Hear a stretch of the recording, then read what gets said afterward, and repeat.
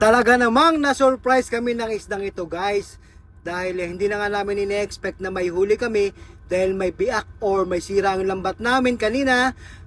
Nitong kumipot na yung lambat, eto na, nagpakita na siya. Talaga namang surprise talaga ang isdang ito. Kaya sabi nga, kapag talagang pagkakalooban ka, may paraan pa rin talaga si Lord para ipagkaloob sa iyo ang blessings. Kaya naman guys, sa ating lahat, sana patuloy tayo magpasalamat sa ating Panginoon dahil sa araw-araw nating buhay, sa kalusugan at sa mga blessings na ating natatanggap. Kaya talagang we are so blessed at this moment dahil eto, kitang-kita nyo naman, 5 oras namin yan bago nakuha guys. Kaya naman sa patigil-tigil na pag-power block namin para may akit yung lambat ay may nagkaroon ng punit, nagsira pero sa final nga talaga makikita talaga ang grasya na pinagkakaloob sa atin. Kaya keep on watching mga kasimangisa.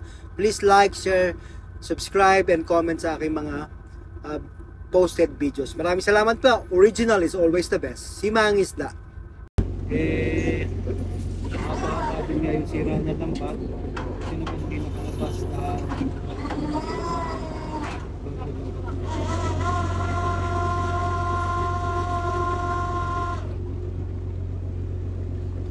more on gulyasan pa guys.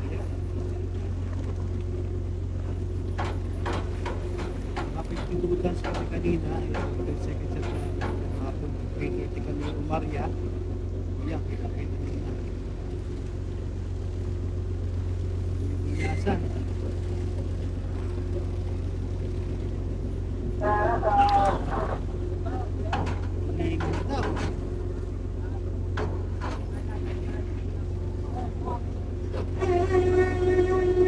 you Lord once again. Talaga naman first day natin. Please second check ako. Sana kasi dami rin kanina. Kanina. So hoping na halos ganun din ang itsura sa kanina. Kasi may area yung ating kanina ay may pagkaloob pa rin sa atin yung blessing. Area ay 7:30 na, so 3:30 kami umariya, 4 oras to bago ganito na yung sinara niya.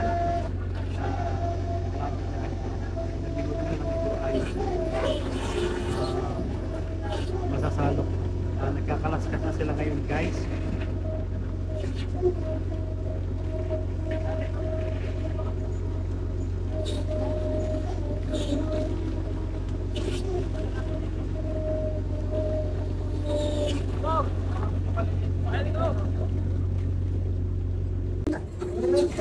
Ayan, kalaskas na sila guys ngayon.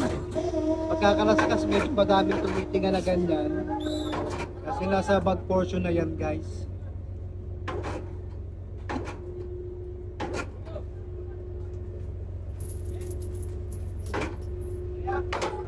Pag talaga yung pagkakaloob ni Lord ang blessing sa iyo, kahit may aberya yung lambat natin kanina, hindi siya nakalabas. Pinagkaloob sa atin.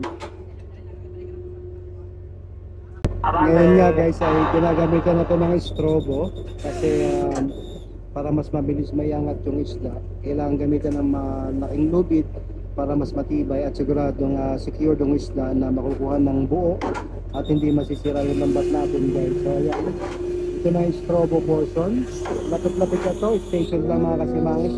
Alalaman natin kung ilang natin kung akong nahuli nga sa ngayon. Magandang gabi.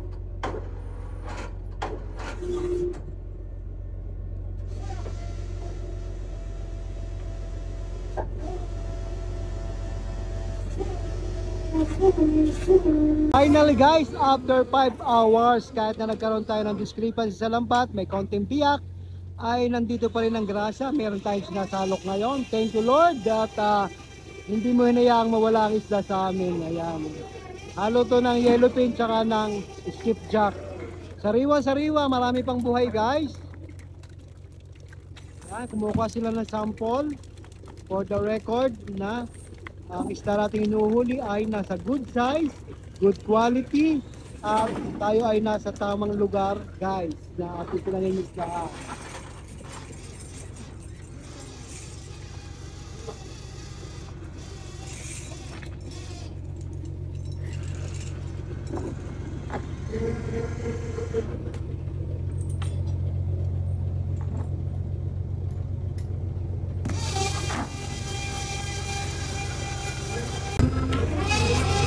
Yan, marami-rami pa.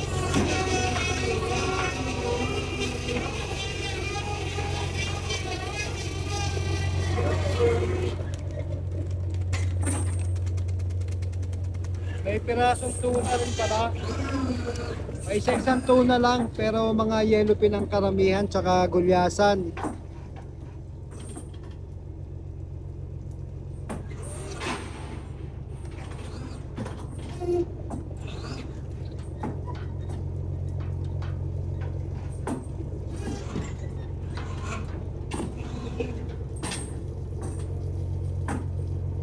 Di marilis.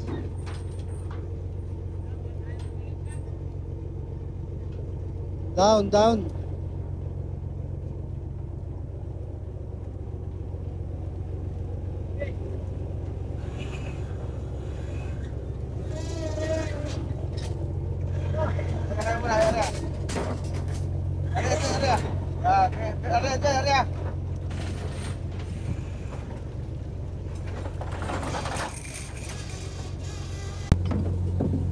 Malapit na ito matapos guys.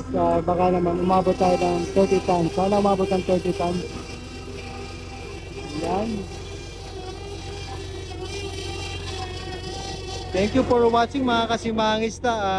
Original is always the best ka. Sabi ko palagi yan.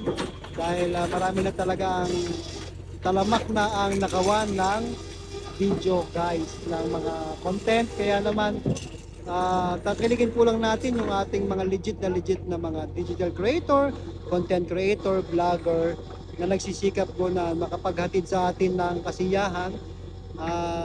Talaga naman pong hindi na po mawawala sa atin yung mga ganyang gawain. Kaya naman original is always the best. Simangis na lamang po. Maraming salamat. Magandang gabi po sa inyong lahat. At yun nga po, huling salok na yun. I think nasa 30 tons na tayo. Thank you guys. Magandang gabi.